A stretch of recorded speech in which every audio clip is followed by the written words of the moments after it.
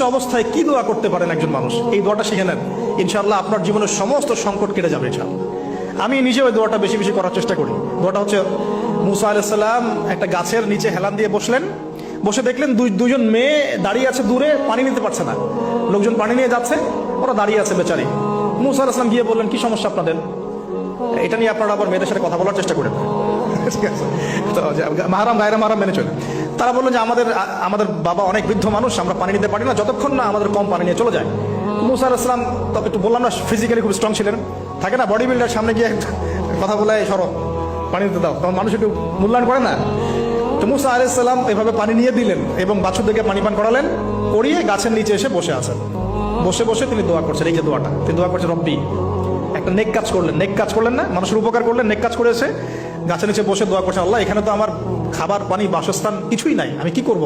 রব্বি ইন্নী লিমা আনজালতা ইলাইয়া মিন খায়রিন ফাকির, রব্বি ইন্নী লিমা আনজালতা ইলাইয়া মিন খায়রিন ফাকির। আবার বলেন, রব্বি ইন্নী লিমা আনজালতা ইলাইয়া মিন খায়রিন ফাকির। অর্থ হচ্ছে, হে আল্লাহ, তুমি তোমার পক্ষ থেকে আমার উপরে যে নিয়ামতগুলো দিবে, আমি এর জন্য ফকির হয়ে বসে আছি। আল্লাহ অর্থ বুঝে পড়বেন ভাই, নামাজ রোজা হজ জাকাত যাই করেন আল্লাহর ওয়াস্তে অর্থ বুঝে পড়বেন।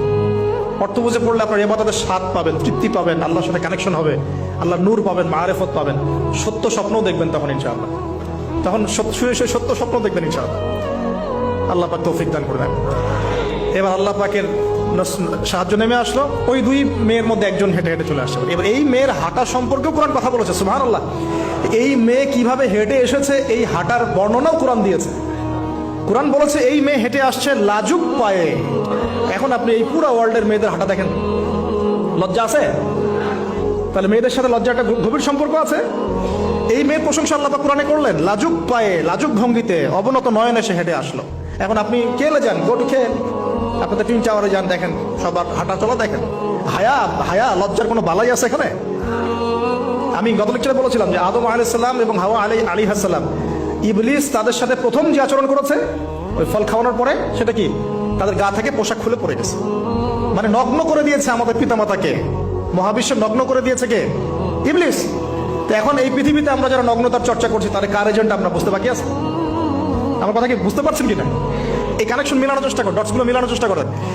সামনে যাই প্রিয় ভাই, এই মেয়ে এসে বলছে, আমার বাবা আপনাকে ডাকেন, আমার বাবা আপনাকে ডাকছেন। তিনি গেলেন, বাবা শুআয়ব আলাইহিস সালাম। তখন এক বোন ইনডাইরেক্টলি বাবাকে বোঝাচ্ছে যে বিয়ে শাদী দিলে ভালো হয়।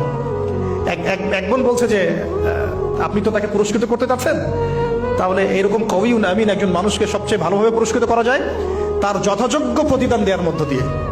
তো মেয়ের ইশারা বাবা বুঝেছেন, তিনি নিজের এক মেয়ের সাথে মুসা আলাইহিস সালাম বিয়ে দিলেন, সুবহানাল্লাহ। তবে শর্ত দিলেন, দেন মোহর কি? মোহর তো নাই। মোহর কি? এবার মোহর হচ্ছে 8 বছর তোমাকে আমার ফার্মে কাজ করতে হবে। এটা আগেকার একটা স্টাইল ছিল, সুন্নাহ। এটা এখন নাই, যদিও আগে এরকম ছিল যে দেনমোহর দেওয়ার জন্য এই একটা পদ্ধতি ছিল। যেমন ইয়াকুব আলাইহিস সালামের ক্ষেত্রেও এরকম 7 বছরের কথা আসছে, তিনি 7 বছর তার শ্বশুরের ফার্মে কাজ করেছেন। এটা নতুন ছিল না ওই সময়, এটা কমন ছিল। এখন যেমন আমাদের দেশে কমন 10 লাখ টাকা মোহর হবে, 10,000 টাকা দিব, বাকিটা সব বাকি, তাই না? এরকম আর কি কমন কিছু বিষয় থাকে আর কি। আস্তাগফিরুল্লাহ, মাফ করো। বলবে বাসরাতে, বলবে আমাকে মাফ করে দাও। শুরুতেই নিজের গায়রথহীনতার পরিচয় দিল। আবার এদিকে শ্বশুরের কাছে মাশাআল্লাহ মোটা অঙ্কের ডোনেশন নিতে চাচ্ছে, যৌতুক। বিয়ে আমাদের ওখানে মাশাআল্লাহ মানে কেনা বেচা, মেয়ে বিক্রি করতেছে আর ছেলে কিনতেছে। এবার 8 বছর পূর্ণ করা হলো, তিনি আরো 2 বছর 10 বছর পূর্ণ করলেন। এই 10 বছরে মুসা আলাইহিস সালাম নবী পরিবেশ পেলেন, অভিভাবক পেলেন, স্ত্রী পেলেন, প্রেমময়ী সন্তান ইত্যাদি সবকিছু। এবার আল্লাহ রাব্বুল আলামিন তাকে মিশরের দিকে যাওয়ার যে সময়টা এখন হয়ে গেছে, 10 বছর হয়ে গেছে, মিশরের দিকে যেতে হবে। যাওয়ার পথে স্ত্রীর প্রসব বেদনা উঠেছে। তখন মুসা আলাইহিস সালাম আগুন খুঁজছেন। আগুন কি খুঁজছেন ভাই? আগুন খুঁজতে তুর পাহাড়ের ওখানে গিয়ে দেখছেন যে আগুন গাছে জ্বলছে, সবুজ পাতার উপরে আগুন। তিনি অবাক। এই সময় আওয়াজ আসলো, বিসমিল্লাহির রহমানির রহিম, ইন্নী আনা রাব্বুক ফাখলা'না আলাইক ইন্নাকা বিল ওয়াদিল মুকদ্দাস তুয়া। মুসা, ইন্নানি আনা আল্লাহ লা ইলাহা ইল্লা আনা ফা'বুদনি ওয়া আকিমিস সালাতা লিযিকরি। মানে এখানে অনেকগুলো কথা আছে, সূরা তাহার মধ্যে আছে। আওয়াজ চতুর্দিক থেকে ভেসে আসলো, মহান আল্লাহ রাব্বুল আলামিন তার শান অনুযায়ী, তার ইজ্জত অনুযায়ী তিনি যেভাবে কথা বলেন সেভাবে মূসা আলাইহিস সালামের সাথে কথা বললেন। আল্লাহু আকবার। বলেন, ইয়া মূসা, হে মূসা, ইন্নানি আনা আল্লাহ, নিশ্চয় আমি আল্লাহ, লা ইলাহা ইল্লা আনা, আমি ছাড়া কোনো ইলাহ নাই, ফা'বুদনি, তুমি আমার ইবাদত করো, ওয়া আকিমিস সালাতা লিযিকরি, আমার ইবাদতের জন্য সালাত কায়েম করো, আমার জিকিরের জন্য সালাত কায়েম করো, আমার স্মরণের জন্য সালাত কায়েম করো। ফাখলা'না আলাইক, তোমার জুতা খুলে ফেলো, ইন্নাকা বিল ওয়াদিল মুকাদ্দাসি তুয়া, তুমি তুয়া উপত্যকায় আছো, পবিত্র তুয়া উপত্যকায় আছো। আদব শেখানো হলো। এভাবে অনেক কথোপকথন হলো। নবী মুসা আলাইহিস সালাম ভয় পেয়ে গেলেন এবং আল্লাহ পাক আরো কথা বললেন, ওয়ামা তিলকা বিয়ামিনিকা ইয়া মূসা, তোমার ডান হাত এটা কি? মূসা আলাইহিস সালাম বলছেন, ক্বালা হিয়া আসায়া আতাওয়াক্কাউ আলাইহা ওয়া আহুশু বিহা আলা গনামি ওয়া লিয়া ফিহা মাআরিব উখরা, এটা তো আমার লাঠি, এটা দিয়ে আমি ডালপালা পারি, আমার ওই যে গবাদি পশু চড়াই। আল্লাহ পাক বলছেন যে এটা ছুঁড়ে মারো, আলকিহা ইয়া মূসা, এটা ছুঁড়ে মারো। ফালকাহা, তিনি ছুঁড়ে মারলেন, ফাইদা হিয়া হাইয়াতুন তাসা, এবং এটা ছোটাছুটি শুরু করলো, বড় একটা সাপ হয়ে গেল। সুবহানাল্লাহ। এগুলো কোনো গাল গল্প নয়, এগুলো আল্লাহ রাব্বুল আলামিনের মুআজিজা, মুআজিজাতুল কুবরা, এটা বড় মুআজিজা।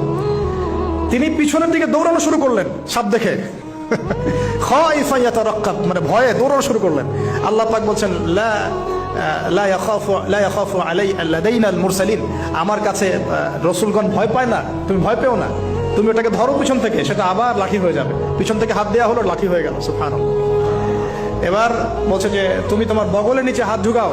মূসা আলাইহিস সালাম বগলে হাত ঢুকালেন, বের করলেন, হাত থেকে টর্চ লাইটের মতো আলো বের হওয়া শুরু। এটা দ্বিতীয় নিদর্শন। কেন দেয়া হলো নিদর্শন? এবার আল্লাহ পাক তার দায়িত্বটাকে বলছেন, তোমাকে নিদর্শনগুলো কেন দিলাম, তোমাকে মনোনীত কেন করলাম, কেন তোমাকে মনোনীত করলাম? মূসা, তোমার কাজটা কি? তোমার কাজ এখন এটা, ইযহাব ইলা ফিরআউনা ইন্নাহু তাগা, তুমি ফিরআউনের কাছে যাও, ফিরআউন সীমা লঙ্ঘন করেছে। মনে আছে ফিরআউনের কথা? সীমা লঙ্ঘন করেছে। তখন মূসা আলাইহিস সালাম তার অপারগতা প্রকাশ করছেন এভাবে, তিনি বলছেন, আল্লাহ, আমার তো জিহ্বায় জড়তা আছে, আর আমি তো ওখানে এক ব্যক্তি, আমার খুনের অভিযোগ আমার কাঁধে, আমি এখন কিভাবে কি করবো আল্লাহ?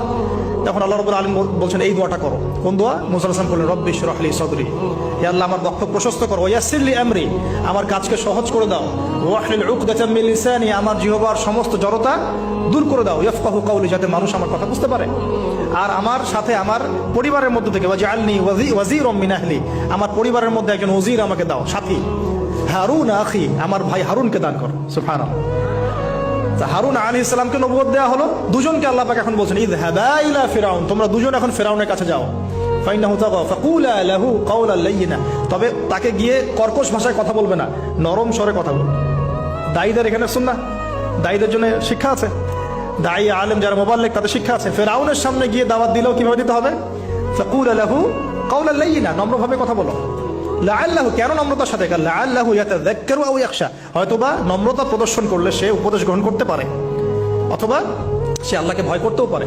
আল্লাহ পাক তো আগে থেকে জানেন সে ঈমান আনবে না, তারপরেও আমাদের আদব শিখাচ্ছেন আল্লাহ পাক এখানে। তারা দুজন চলে গেলেন, দাওয়াত দিলেন। ফিরআউন মশকরা করছে,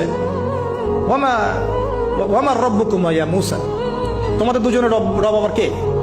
হ্যাঁ, মূসা আলাইহিস সালাম বুঝাচ্ছেন, রব্বি আল্লাযী, আমার রব সেই রব যিনি জীবিতকে মৃত করেন, মৃতকে জীবিত করেন, ইত্যাদি। মানে যার হুকুম ছাড়া একটা গাছের পাতাও নড়ে না, যিনি মাটি থেকে সব উৎপন্ন করেন, বৃষ্টি বর্ষণ করেন, সব বুঝালেন। ফিরআউনের বক্তব্য তখন এটাই ছিল, তোমাদের কাছে কি কোন নিদর্শন আছে, কোন আয়াত নিদর্শন আছে?